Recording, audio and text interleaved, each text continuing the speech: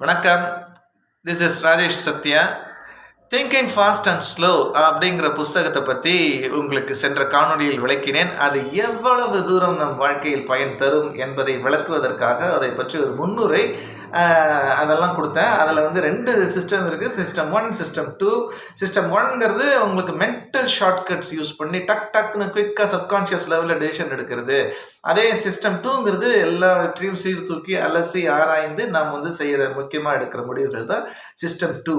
இதுதான் நான் உங்களுக்கு சொல்லிட்டு இருந்தது. மோஸ்ட்லி 99% நம்ம வந்து சிஸ்டம் 1ல் தான் டெசிஷன் எடுக்கிறோம். சிஸ்டம் 2 அதை வந்து எப்படி நம்ம யூஸ் பண்ணுறது அதெல்லாம் பற்றி எக்ஸ்பிளைன் பண்ணிட்டு இருந்தேன். இப்போ வந்து இந்த சிஸ்டம் 1ல் நம்ம டெசிஷன் எடுக்கும்போது தான் பல பிரச்சனைகளும் வருகிறது. அதை தான் நான் ஒவ்வொன்றா சொல்ல போகிறேன் அப்படின்னு சொல்லியிருந்தேன். அதில் வந்து மொத்தம் 5 விஷயங்கள் இருக்குது. முதல்ல நான் சொன்னது சங்கன் காஸ்ட் ஃபேலசி அப்படின்ட்டு ஒன்று, அதுக்கப்புறம் வந்து அவைலபிள் ஹியூரிஸ்டிக்ஸ் அப்படிங்கிற ஒரு 2வது விஷயம். இதெல்லாம் வந்து பெரிய பெரிய டிஃபிகல்ட் டேர்மாக இருக்குது. இதெல்லாம் எளிமையாக நமக்கு பயன் தர வேண்டும், புரிய வேண்டும் என்பதற்காகத்தான் நான் இந்த காணொலியை போட்டிருக்கிறேன். அதனால் வந்து நான் வந்து இப்போ வந்து உங்களுக்கு எல்லாவற்றையும் மிக எளிமையாக விளக்குகிறேன். அதாவது இந்த சிஸ்டம் 1ல் நம்ம முடிவுகள் எடுக்கும்போது என்னென்ன பிரச்சனைகள் வருகிறது, அந்த பிரச்சனைகள் ஒவ்வொன்றா பார்க்கலாம். இப்போதான் வந்து நான் சொல்றது, இப்போ நீங்கள் எல்லாருமே வந்து இப்போ நம்ம என்ன பண்ணுறோம், நெட்டை தான் நம்ம ரெஃபர் பண்ணுறோம். அதாவது கூகுளை ரெஃபர் பண்ணுறோம். என்ன கேள்வி கேட்டாலும் இப்போ கூகுளை பார்க்குறோம். ரயில்வே ரிசர்வேஷன் பண்ணோமா, கையில் இருக்கிற ஸ்மார்ட் ஃபோனு கார்டு, இந்த டெம்பரேச்சர் எவ்வளோ, நீங்கள் மழை பெய்யுமா, அதில் ஆரம்பிச்சு இங்கே கல்யாணம் நடக்கிறது எல்லாமே, ஈவன் வேலைக்கு போகிறது, நௌக்கரி, என்னென்னவோ வெப்சைட்டு, எல்லா முடிவுகளும் நாம் வந்து இன்னைக்கு எடுப்பது முக்கியமாக ஸ்மார்ட் ஃபோன் மூலம்தான். இப்போ இந்த ஸ்மார்ட் ஃபோன் மூலம் வந்து சின்ன சின்ன முடிவுகள் எடுப்பது மாதிரி பெரிய பெரிய முடிவுகள்லாம் இருக்குது. இப்போ உதாரணத்துக்கு ஒரு வீட்டில் கேட்பாங்க, ஒரு ஹஸ்பண்ட் கிட்ட, நீங்கள் வந்து என்ன முடிவுகள்லாம் யார் எடுக்கிறது அப்படின்ட்டு. நான் சின்ன சின்ன முடிவுகள்லாம் நான் என் ஒய்ஃப் எடுப்பாங்க, பெரிய பெரிய முடிவுகள்லாம் நான் எடுப்பேன் அப்படின்வாங்க. அப்பா சூப்பர், அதாவது உங்களை அம்மா நீங்கள் தாங்க ஆம்பளை சிங்கம் அப்படின்ட்டு. இந்த பரவாயில்லையே எப்படின்னா கொஞ்சம் எக்ஸ்பிளைன் பண்ணுங்களேன் அப்படின்னு அவர் சொன்னாராம். இந்த மாதிரி இந்த சின்ன சின்ன விஷயம், வீடு வாங்குறது, இந்த இதை பற்றி அடுத்து நம்ம எப்படி இன்வெஸ்ட் பண்ணுறது, இதில் பணம் போடலாமா வேண்டாமா, படிக்க வைக்கிறது எந்த காலேஜ், இந்த மாதிரி எந்த இடத்துல வீடு வாங்குறது என்ன, இந்த மாதிரி வீட்டு சம்பந்தமான அத்தனை டிசிஷன்ஸையும் வந்து சின்ன சின்ன விஷயங்கள்லாம் என் ஒய்ஃப் எடுப்பாங்க. இதே வந்து ரஷ்யாவும் அமெரிக்காவும் போர்ல இறங்கலாமா, சீனாவும் இந்தியாவும் இவர் இப்போ இஸ்ரேலும் இந்தியாவும் நட்பா இருக்கிறது சரியா, இது போன்ற பெரிய பெரிய முடிவுகள்லாம் நான் எடுப்பேன் அப்படின்னு வரோம். அந்த மாதிரி இந்த என்ன முடிவுகள் இப்போ வந்து சின்ன விஷயங்கள் மைக்ரோ லெவல், பெரிய விஷயங்கள் மேக்ரோ லெவல். இந்த மேக்ரோ லெவலை பத்தி சில விஷயங்கள் நாம் தெரிந்தால்தான் சில முடிவுகள் எடுக்க முடியும் இல்லையா? இப்ப உதாரணத்துக்கு நீங்க வந்து ஒரு இதுல இன்வெஸ்ட் பண்ண போறீங்க, இல்ல ஒரு பேங்க்ல வந்து நீங்க ஒரு கிரெடிட் கார்டு வாங்குறீங்களா, இல்ல ஏதோ ஒரு விஷயங்கள் இன்னைக்கு பண்ண போறீங்கன்னு வச்சுக்கலாம் ஒரு பேச்சுக்கு. நீங்க வந்து உடனே என்ன பண்ணுவீங்க, இப்ப எல்லாத்துக்கும் இதுக்குள்ள போயிட வேண்டியது, நெட்டுக்குள்ள போக வேண்டியது. நெட்ல போயிட்டு அந்த ஏற்கனவே கொடுத்த ரிவ்யூஸ், அந்த ப்ராடக்ட்டை பத்தி, இதை பத்தி எல்லாம் நெட்லாம் படிச்சுட்டு டக் டக் டக்னு நம்ம முடிவுக்கு வந்துடுறது. இதுதான் அந்த காலத்துல நம்ம முன்னோர்கள் செய்யாத விஷயம். நீங்க வந்து இந்த மாதிரி கடன் வாங்கலாமா அப்படின்னா, அவங்க வந்து 10, 20 வருஷமா அவங்க பட்ட கடன்ல, அதாவது குடும்பம் பண்ணது, பார்த்தது எல்லாத்தையும் அலசி ஆராய்ஞ்சு அவங்க கடன் பட்டார் நெஞ்சம் போல் கலங்கினான் லங்கை வேந்தன் வேண்டாம் கடன், இந்த மாதிரி கம்பராமாயணத்தெல்லாம் படிச்சு இத்தனை விஷயங்களை அலசி அவங்க பார்த்த அனுபவங்கள் மூலம் தான் டெசிஷன் சொல்லுவாங்க. இதை வாங்கலாமா, இந்த நிலத்தை வாங்கலாமா அப்படின்னா அவங்க அந்த நிலத்தை போய் பார்த்துட்டு அந்த நிலத்தை ஆராய்ச்சி பண்ணி இப்படி வந்து ஒவ்வொன்றுத்தையும் அவங்களுடைய தெரிஞ்சவங்க மூலம் இப்படிதான் டெசிஷன்ஸ் எடுத்துட்டு இருந்தாங்க. ஆனா இப்ப எப்படின்னா, இந்த பொருளை வாங்கலாம் அப்படின்னா அதை பத்தி ரிவ்யூ எப்படி போட்டிருக்கு, இது என்னன்னா இப்ப என்ன ஆகுது. அதே மாதிரி இவர் நல்லவரா கெட்டவரா, நான் இப்ப ஒவ்வொருத்தரும் ஒரு கொள்கைகள்லாம் வச்சுட்டு இருக்காங்க. நான் எடுத்துட்டு இருக்கிற கொள்கை நல்ல கொள்கையா, அதை கூட வந்து இப்ப நெட்ல வந்து போகும்போது, இப்ப உதாரணத்துக்கு நீங்க வந்து ஒரு இதை எடுத்துக்கலாம். இந்த மாதிரி நம்ம நாட்டுல வந்து இப்ப இருக்கிற சிஸ்டம் சரியா சரியில்லையா அப்படின்ட்டு ஒரு கேள்வி கேட்கலாம். அதாவது அரசாங்கம் நடக்கும் விதம் எல்லாமே. இதை வந்து நெட்ல போகும்பொழுது இந்த சிஸ்டம் சரியில்லை என்று நினைக்கிறவன் எப்படி தெரியுமா டைப் பண்றாங்க கூகுள்ல, ஏன் நம்ம ஊர்ல இந்த சிஸ்டம் சரியில்லை இப்படி டைப் பண்ணும்போது கூகுள் என்ன பண்ணுது, இந்தியாவில் எந்த சிஸ்டமும் சரியில்லைங்கிற இன்ஃபர்மேஷனை வாரி வாரி வாரி அந்த ஆளுக்கு கொடுக்கும். இதே ரொம்ப பாசிட்டிவா இருக்கிறவர் வந்து என்ன பண்ணுவாரு, எப்படி இந்தியாவில் மட்டும் எப்படி இந்த சிஸ்டம்லாம் ரொம்ப பிரமாதமா இருக்கு அப்படின்னு தான் டைப் பண்ணுவார். இப்ப என்ன ஆகும், அது வந்து நீங்க சுத்தி என்னமோ அற்புதமா சிஸ்டம்லாம் நடக்கிற மாதிரி அவருக்கு இன்ஃபர்மேஷன்ஸ் கொடுக்கும். அதாவது ஆர்டிபிஷியல் இன்டெலிஜென்ஸ்ங்கிறது நீங்க என்ன எப்படி இன்ஃபர்மேஷன்ஸ் கொடுக்கறது என்னன்னா, உங்கள ரொம்ப செல்லம் குடுத்துட்டு இருக்குது ஆக்சுவலா. நீங்க என்ன விரும்புறீங்களோ அத தான் கன்ஃபர்மேஷன் பயாஸ்ன்னு சொல்லுவாங்க. நீங்க இவர் நல்லவரா? கெட்டவரா? அப்படின்னா நீங்க நல்லவரா? நீங்க என்ன பண்ணணும், சிஸ்டம் சரியா? தவறா? அப்படின்னு கேட்டா தான் நீங்க கரெக்ட்டான இன்ஃபர்மேஷன் கிடைக்கும். அப்ப கூட என்ன ஆகும், ஃபர்ஸ்ட் ஒரு இன்ஃபர்மேஷன் குடுக்கும். அந்த இன்ஃபர்மேஷன் நீங்க பார்த்த உடனே அடுத்த வீடியோ, அடுத்த பேஜஸ், வெப் பேஜஸ் எல்லாமே நீங்க முதல்ல எதை விரும்பி எடுத்தீங்களோ அதோடைய சீக்வன்ஸ்ல ஆர்டிஃபிஷியல் இன்டெலிஜென்ஸ் அல்காரிதம் போயிட்டே இருக்கும். அதாவது நீங்க என்ன பிலீஃப் வச்சிருக்கீங்களோ அந்த பிலீஃபை உங்களை இன்னும் நல்ல ஸ்ட்ராங் ஆக்கி விட்டுரும். இப்ப உதாரணத்துக்கு கடவுள் இருக்கிறாரா இல்லையா அப்படின்னு கேட்கறது வந்து, கடவுள் இல்லை என்பதற்கு இப்ப கடவுள் இல்லைங்கிறவனுக்கு கொஞ்சம் ப்ரூஃப் கொடுக்கும். அதை படிக்க படிக்க மேல மேல மேல மேல ஊர்ல இருக்கிறவங்க அத்தனை பேரும் கடவுள் இல்லைங்கிற பாயிண்ட் அவனுக்கு சொல்லும்போது அவன் இன்னும் ஸ்ட்ராங் ஆயிடுவான்.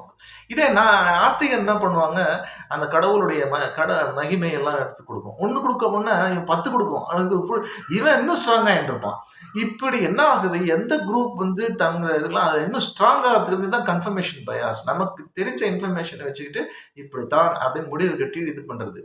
இது மாதிரி பண்றதுனால இதுதான் அவைலபிள் ஹியூரிஸ்டிக்ஸ். நமக்கு கிடைக்கிற இன்ஃபர்மேஷன்ஸ் அதை ரொம்ப ஓவரா வேலிடேட் பண்றது. இதெல்லாம் இந்த தவறு எப்படி நடக்கிறது என்றால், சோசியல் மீடியா, இந்த வெப்சைட் இதுல எல்லாம் பார்த்து நம்ம பண்றது. இதன் மூலமா டிசிஷன் எடுத்துடுறோம். இப்ப டிசிஷன் எடுத்த உடனேதான் இப்பதான் நான் அந்த சங்கன் காஸ்ட் ஃபேலசி முதல்ல என்ன சொல்றேன், அவைலபிள் ஹியூரிஸ்டிக்ஸை வச்சு நம்ம டிசிஷன் எடுக்கக்கூடாது. எப்படி டிசிஷன் எடுக்கணும் அப்படின்னா, இப்ப உதாரணத்துக்கு நான் இந்த கிரெடிட் கார்டு எடுக்கலாமா அப்படிங்கறத வந்து உங்களுடைய அனுபவம் பல விஷயங்களை சீர்தூக்கி பார்க்கறத விட்டுட்டு, இப்ப என்ன ஆகும், அவங்க கொடுக்குற டேட்டா எப்படி தெரியுமா இருக்கும், இதுல தாராளமா இன்வெஸ்ட் பண்ணலாம், இதுல வந்து 20% ப்ராஃபிட். சரி, 20% ப்ராஃபிட் அப்படிங்கிற இன்ஃபர்மேஷனை தூக்கி காட்டுவாங்க. அதுதான் ஃப்ரேமிங் ஆஃப் சென்டென்ஸ்னு பேரு. இல்ல நீ மொத்தத்தையும் கேளுங்க. மொத்தத்தை கேட்டா என்ன ஆகும், செலவுகள் அதுல இது போகும், இந்த குட்டியா இருக்கும் கண்டிஷன் சப்ளை, அதெல்லாம் வந்து கம்மி, அதெல்லாம் வந்து இன்க்ளூட் பண்ணும்போது அப்பெல்லாம் டிடெக்ட் பண்ணணும். இப்போ உங்களுக்கு அந்த டிடெக்ஷன்ஸ் எல்லாம் போக கடைசியில் உங்களுக்கு கிடைக்கிற ப்ராஃபிட்ங்கிறது 3 to 4% தான் இருக்கும். ஆனா உங்களுக்கு அது காட்டுற இன்ஃபர்மேஷன் எப்படி காட்டும்னா 20% ப்ராஃபிட் இதில் நீங்க இன்வெஸ்ட் பண்ணா அப்படின்னு காட்டும். ஸோ இப்போ அந்த கேர்ஃபுல்லா நம்ம வந்து கிடைக்கிற இன்ஃபர்மேஷனை இதுதான் நான் சொல்ல வர்றது. ஆஹா 20% கொடுக்குது அப்படின்னா அது என்ன, உண்மையிலேயே நீங்க வந்து கொடுக்குற இதை வச்சு சும்மா வெப்பில் கிடைக்க இதை பண்ணக்கூடாது. இதுதான் அவைலபிள் ஹியூரிஸ்டிக்ஸ்ல பண்ற மிஸ்டேக்ஸ். ரெண்டாவது மிஸ்டேக் என்ன அப்படின்னா, உங்களுக்கு வந்து சுத்தி இருக்கிற சூழ்நிலையே வந்து உங்களுக்கு ஒரு வித்தியாசமா காட்டும். இப்போ உதாரணத்துக்கு எப்படின்னா, நீங்க வந்து ஒரு பிளேன் ஆக்சிடென்ட் நடக்குது அப்படின்னு வச்சுக்கோங்களேன். நீங்க அதுக்கப்புறம் என்ன ஆகும், ஒரே நீங்க அதை பார்த்துட்ட உடனே 2, 3 1 பிளேன் ஆக்சிடென்ட் நிறுத்தது. அந்த பிளேன் ஆக்சிடென்ட் அதுக்கு சம்பந்தமா நீங்க அந்த வீடியோ பார்த்தீங்கன்னா, இதுக்கு முன்னாடி 5 வருஷம் நடந்தது, ஊர்ல இருக்கிற அத்தனை பிளேன் ஆக்சிடென்ட்டையும் உங்களுக்கு காட்டும். நீங்க பிளேன்ல போறது, ஐயோ பிளேன்ல போறது சேஃப் இல்லை போல் இருக்கு அப்படின்னு முடிவுக்கு வந்துருவீங்க.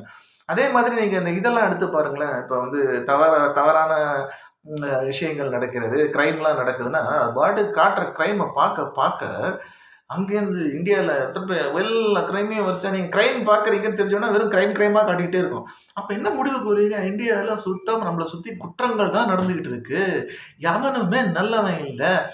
அதாவது நீங்க என்ன பிலீஃப்ல மாறிப்பீங்களோ அந்த பிலீஃபை நல்லா உருவேற்றி விட்டுரும். இதுதான் அல்காரிதம் பண்றது. இதுல இருந்து வெளியில வரணும் அப்படின்னா, நீங்க வெளியில பார்த்தா ஆக்சுவலா அது உண்மை இருக்காது. நீங்க போற எல்லா ஃபிளைட்டும் ஆக்சிடென்ட் ஆக போறது இல்லை. ஆனால் அந்த இதை பார்க்கும்போது உங்களுக்கு ஒரு பிலீஃப் வருது இல்லையா, இதெல்லாம் தான் அந்த பிரச்சனைகள் நான் சொல்றது. டக்குன்னு அந்த இதை கிடைக்கிற இன்ஃபர்மேஷன் வச்சுட்டு முடிவுகள் வர்றது. ஒரு அதை பார்த்துட்டு எங்க பார்த்தாலும் ஃப்ளைட்லலாம் இதுவாகுது, இல்லை இங்க ஒரு கிரைமை பார்த்துட்டு ஊரெல்லாம் சண்டை நடக்குது, தவறு நடக்குது, எதுவுமே சரியில்லை அப்படி முடிவுக்கு வரக்கூடாது. அதே மாதிரி சங்கன் காஸ்ட் ஃபேலசி இந்த மாதிரி ஒரு முடிவு எடுத்துடணும்னு வச்சுக்கோங்க. தப்பான முடிவை எடுத்துடணும். எடுத்துட்ட உடனே என்ன ஆகுது, நீங்க தப்பான முடிவுகளை எடுத்தவுடன் நீங்கள் ஒரு பெரிய இன்வெஸ்ட்மெண்ட்டை பண்ணிடுறீங்க. அதுல என்ன அப்படின்னா, இப்போ ஒரு வீடு கட்டுறீங்க அப்படின்னா, கிட்டத்தட்ட வந்து ஒரு 20 லட்சம் வீடு அப்படின்னா 10, 15, 10 லட்சம் செலவு பண்ணிட்டீங்க. அதே மாரி வாழ்க்கையில ஒரு பொண்ண கல்யாணம் பண்ணிட்டு இருக்கீங்க. இல்ல ஒரு ரிலேஷன் புருஷனோ யாரோ ஆம்பளையோ, பொம்பளையோ கல்யாணம் பண்ணிக்கிட்டு 5 வருஷம் குடும்பம் நடத்தினப்ப தான் தெரியுது, இது சரியில்ல. நம்ம வாழ்க்கை வந்து சுத்தமா சரியில்ல. ஃபேமிலி ஒழுங்கா நடக்க மாட்டேங்குது. இப்ப நீங்க எடுத்த முடிவு பாதி தூரம் வந்துட்டீங்க. பாதி தூரம் வந்த உடனே நீங்க வந்து இப்ப முடிவு எடுக்கிற கார்னர்ல இருக்கீங்க. இப்ப நீங்க என்ன நினைக்கிறீங்க? நான் ஏற்கனவே இந்த உறவுல ரொம்ப இன்வெஸ்ட் பண்ணிட்டேன். அதனால இனிமே இத விடுற மாரி இல்ல. தொடர்ந்து இவங்க கூடயே வாழலாம் அப்படின்னு முடிவு பண்ணிட்டு குடும்பம் நடத்துறது மாதிரி, இந்த கான்ட்ராக்டர் கிட்ட 10 லட்சம் குடுத்தாச்சு. மாட்டிக்கிட்டோம். மீதி 10 லட்சத்த குடுத்து எப்படியாவது இந்த வீட்ட முடிச்சிடலாம் அப்படின்னு. ஏற்கனவே அவருக்கு வாங்கின 10 லட்சத்துக்கு 10% தான் வேலை செஞ்சிருக்காரு. நீங்க மொத்தத்தையும் குடுத்து எப்படியாவது முடிக்கலாம், முடிக்கவே மாட்டாரு அவரு. ஆக்சுவலா 20 லட்சத்த வாங்கி அதாவது இதுக்கு இன்னும் உங்களுக்கு எளிமையா இந்த சங்கன் காஸ்ட் ஃபேலஸிய விளக்கணும் அப்படின்னா, நீங்க ஒரு திரைப்படத்துக்கு போறீங்க. அந்த திரைப்படத்த பார்க்குறீங்க. அந்த பார்க்கும்போது 3 மணி நேர திரைப்படம்.